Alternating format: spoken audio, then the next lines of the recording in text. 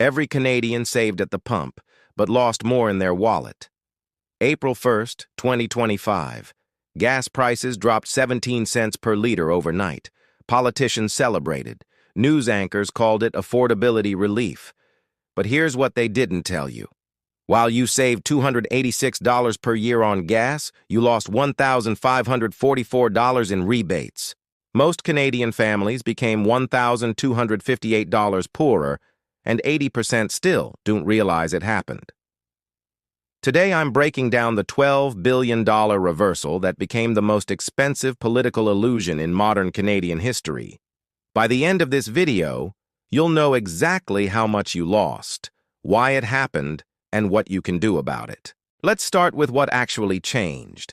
In April 2025, Prime Minister Mark Carney ended Canada's consumer carbon tax.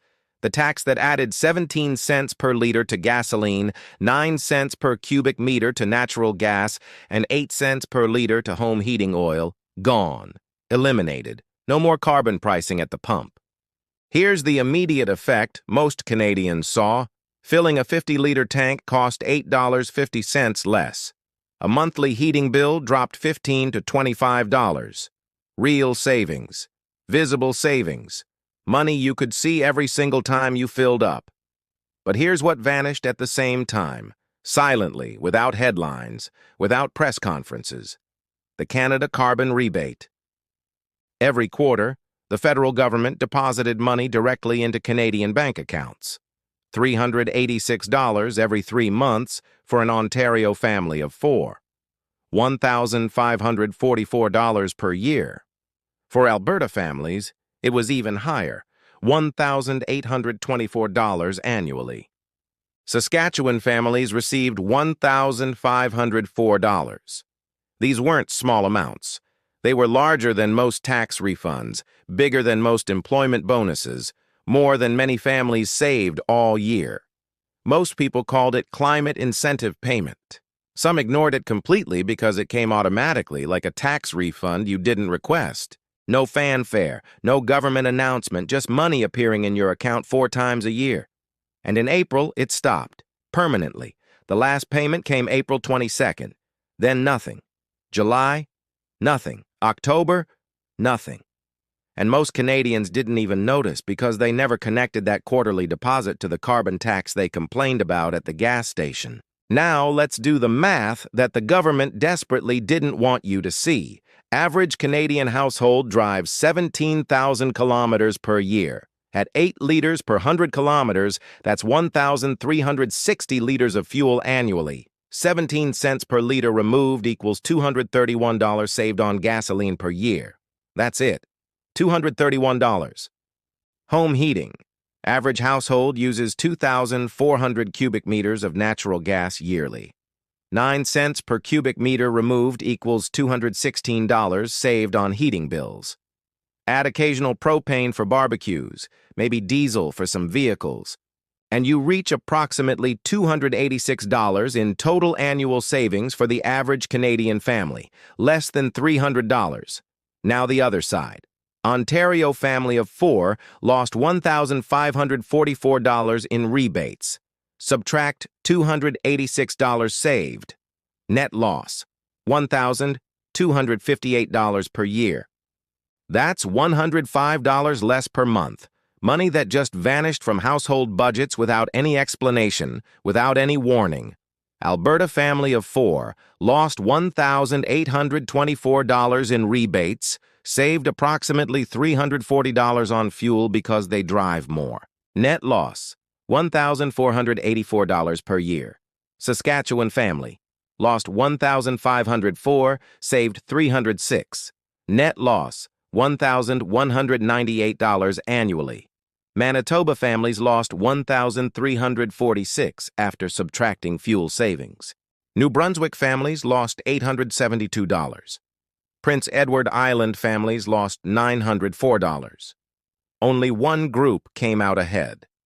High-income Canadians who never qualified for rebates in the first place and drove significantly above average. If you earned over $120,000 as a family and drove 30,000 kilometers per year for work, think sales representatives, contractors, rural professionals making long commutes, you saved approximately $500 more than you lost in rebates you never got anyway. Everyone else, the bottom 80% of income earners, became poorer overnight, and most still don't know it happened. Before we continue, quick question. Comment yes if this matches your experience, if you noticed you're paying more overall despite cheaper gas. Comment no if you somehow came out ahead.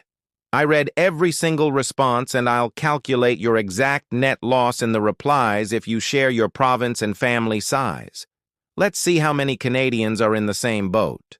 So if 80% of families lost money, who won? 3 groups gained billions while Canadian households collectively lost $12 billion. First, oil and gas companies. The carbon tax cost producers approximately $4 per barrel of oil equivalent. Canada produces 4.7 million barrels daily. Removing the tax saved the industry over $6 billion annually. $6 billion that went straight to corporate profits, executive bonuses, and shareholder dividends. Did they pass those savings to consumers? Gas prices dropped 17 cents per liter at the pump, but crude oil production costs dropped by approximately 32 cents per liter equivalent when you remove the carbon tax component. Companies kept the 15-cent difference. That's an additional $2.5 billion in pure profit margin increase. Your savings at the pump were real, but the oil companies' savings were almost double, and they kept the difference. Second, logistics and transportation companies made out like bandits. Trucking companies burning hundreds of thousands of liters annually saved millions. Air Canada saved approximately $140 million on jet fuel costs in the first year alone. CN Rail saved $85 million on diesel. FedEx Canada saved $32 million. Loblaws Logistics saved $28 million. Did shipping costs drop proportionally? Did your grocery delivery get cheaper? Did Amazon Prime fees decrease? Consumer prices for shipped goods decreased by less than 2%, while transportation companies captured most of the savings. Your Amazon delivery didn't get cheaper. Their profit margins got fatter. Your grocery bill didn't drop. The trucking company's bottom line improved. Third, provincial governments. And this is the hidden part that almost nobody discussed during the policy debate. When the federal carbon tax disappeared, provinces lost nothing, because they never paid it in the first place. Citizens paid it, businesses paid it, but provinces collected absolutely nothing from it because all revenue went to federal rebates. But here's what happened immediately after. Provinces started adding environmental fees to replace their anticipated federal infrastructure funding losses. British Columbia added a 3-cent per liter transit sustainability levy within 2 months of the carbon tax removal. Ontario implemented a 2.5-cent clean air infrastructure fee starting in June. Alberta added a municipal recycling charge of 2 cents per liter in May. Saskatchewan introduced a 1.8-cent environmental services fee. These provincial fees go directly to provincial coffers, not back to citizens as rebates. It's effectively a carbon tax by another name. Except this time there's no rebate, no transparency about where the money goes, no federal oversight ensuring it's used for climate action, and absolutely no requirement to return any money to low-income families who need it most. Provinces collect it, keep it, spend it however they want on whatever budget priorities they choose. Now who lost? 3 groups bore the entire cost of this policy reversal, and they're still paying. Middle and lower income families took the biggest hit, and most don't even realize it yet. Anyone earning under $120,000 per family paid significantly more under the new system than under the old carbon tax plus rebate system. Here's why the rebate was so important. It was progressive. It gave more money to those who earned less and used less fuel. A family earning $50,000 received the full rebate of $1,544, but only spent approximately $180 annually on the carbon tax portion of their fuel and heating costs because they drove less, lived in smaller homes, and used less energy overall. They were net winners by $1,364 per year under the carbon tax system. After April 1st, they became net losers of $286 compared to having no carbon policy at all. That's a swing of $1,650 in annual household finances, from plus $1,364 to minus $286. That's devastating for a family earning $50,000. Rural Canadians got absolutely hammered twice, and they're still reeling. First, they lost the same rebates as everyone else. $1,544 vanished from Ontario rural families. Second, they drive significantly more by necessity, not by choice. Average rural household drives 25,000 kilometers annually, not 17,000 like urban families. Why? No subway, no bus routes, no bike lanes, no ride sharing, just long distances to work, to grocery stores, to schools, to hospitals, to everything. Their gas savings were higher than urban families, approximately $420 annually, but still nowhere near the $1,544 they lost in rebates. Net loss for rural families averaged $1,124 per year, and they have exactly zero alternatives to reduce that cost. They can't move closer to work because rural jobs are spread out. They can't take transit because it doesn't exist. They're trapped paying more. Small businesses suffered the hidden blow that nobody in government wanted to talk about during the policy debate. Businesses with revenues under $500,000 received carbon rebate credits quarterly to offset the carbon tax on their operations. A small restaurant in Ontario received approximately $2,400 yearly to offset the carbon tax on natural gas for cooking, heating, and hot water. A rural construction company got $3,200 annually for equipment fuel costs. A bakery received $1,800 for commercial ovens running on natural gas. These rebates disappeared April 1st, but their costs didn't drop proportionally enough to compensate. A restaurant still pays 9 cents less per cubic meter of gas now, saving maybe $400 yearly. But they lost $2,400 in rebates. Net cost increase, $2,000 more per year in expenses they weren't budgeting for. Multiply that across 200,000 small businesses nationwide, and you see another $400 million pulled directly out of the small business economy at the ground level. Money that would have hired another employee, expanded services, upgraded equipment, or lowered prices for consumers. Instead, it's gone. Subscribe to Maple Money Data if you want weekly breakdowns of Canadian economic policy changes that actually affect your wallet.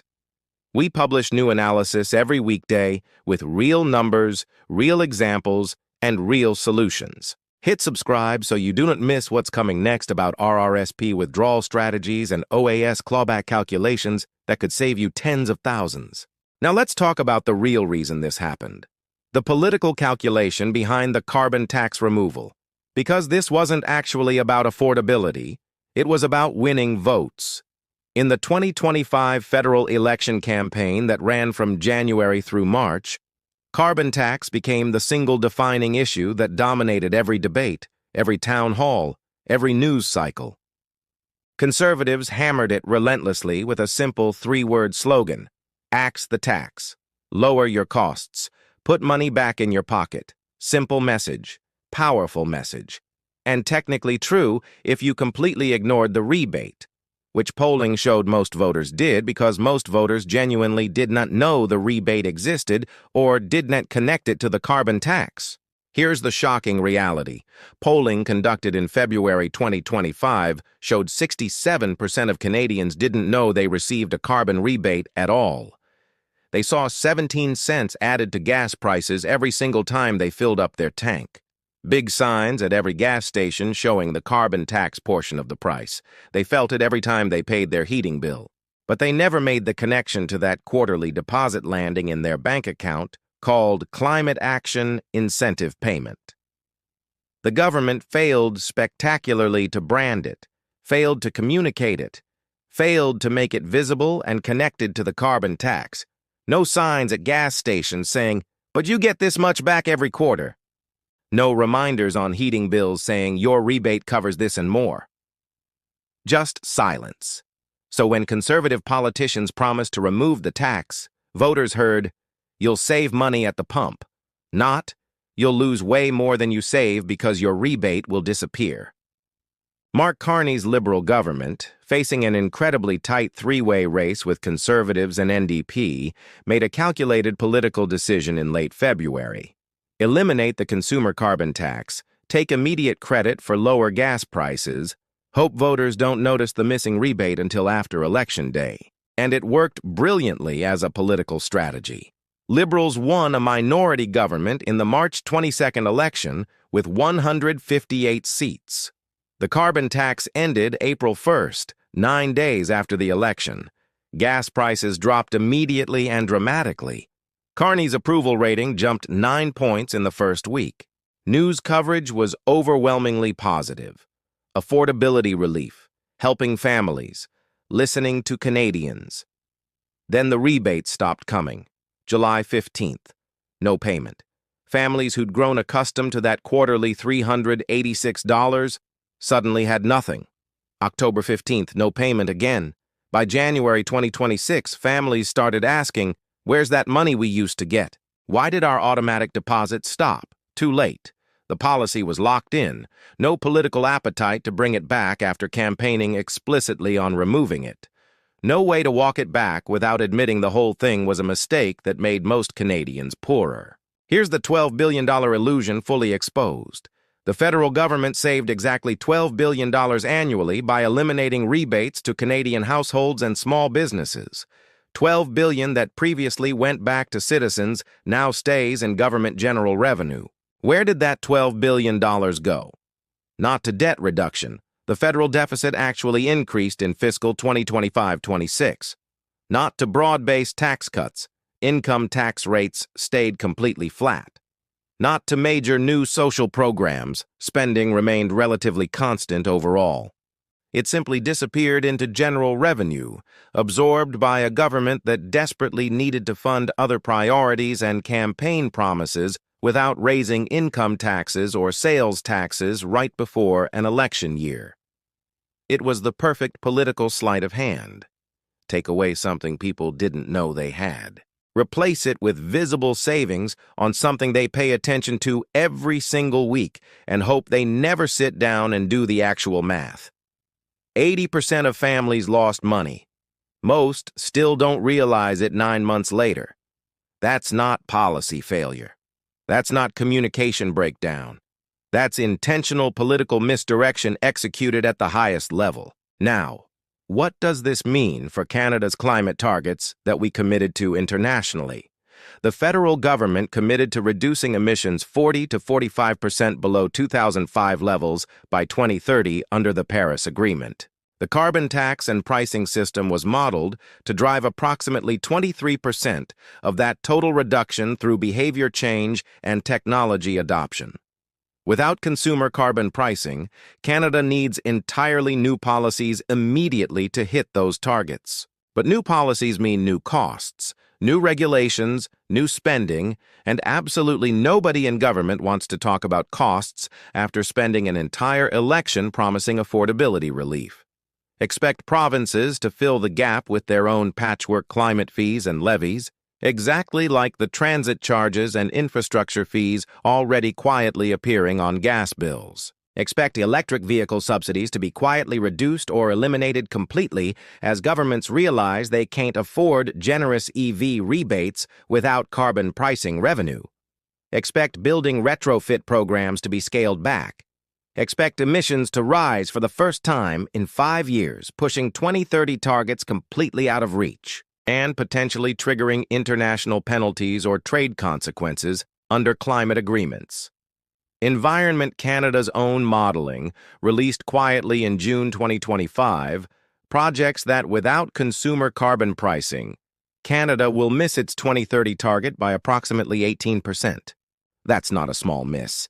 That's a catastrophic policy failure with real consequences. Potential border carbon adjustments from the EU affecting Canadian exports, loss of green investment flowing to countries with stronger climate policies, and a damaged international reputation just as the world transitions to clean energy economy. So what can you actually do about this? You can't bring the carbon tax back. You can't force the government to reinstate rebates. But you can protect yourself financially and politically. Here are 3 concrete actions every Canadian should take in the next 30 days. First, audit your own personal loss immediately. Go to your CRA My Account online portal right now. Check your transaction history for April 22nd, 2025. You'll see your last Canada carbon rebate payment listed there. That's your quarterly amount. Multiply it by 4. That's your total annual loss. For most families, it'll be between $1,200 and $1,800. Now subtract your estimated annual fuel savings. If you're average, that's about $286. If you drive more for work, maybe $400. If you drive very little and live in an apartment, maybe $150. The difference is your net annual loss under the new policy. Most Canadians will find they're paying $900 to $1,500 more per year than they were in 2024, even with lower gas prices. That's real money. That's a mortgage payment. That's 3 months of groceries. That's a family vacation. It's gone from your household budget permanently unless policy changes again. Knowing the exact number helps you budget accurately, adjust your spending, and understand what you're actually dealing with financially. Second, watch extremely carefully for provincial environmental fees and charges. British Columbia, Ontario, Alberta, and Saskatchewan have already added new fees.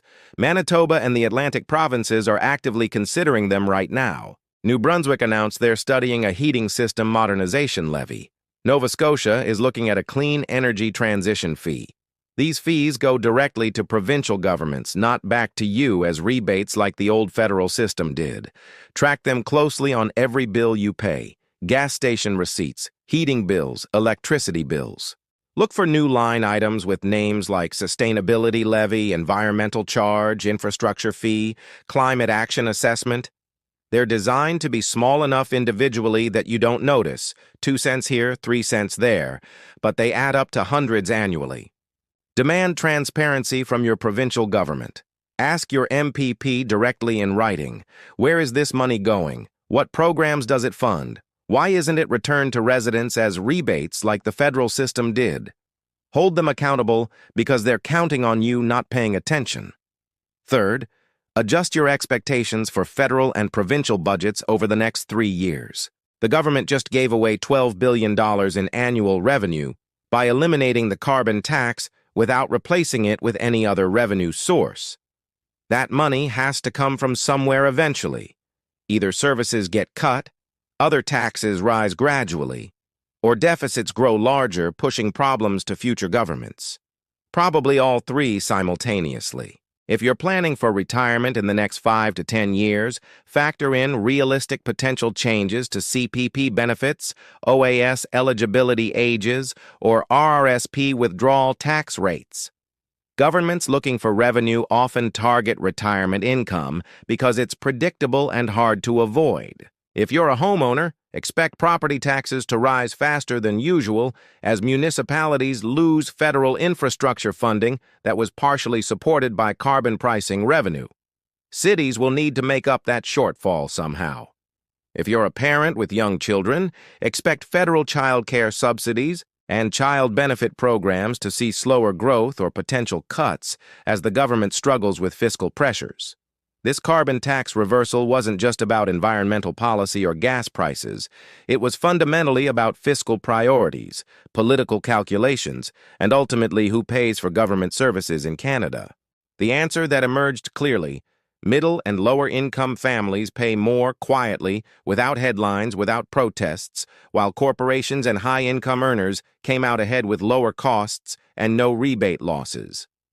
At Maple Money Data, we break down these critical economic and policy shifts every single week with rigorous data-driven analysis that goes far beyond surface-level headlines and political talking points. We don't just tell you what happened in Ottawa or your provincial capital.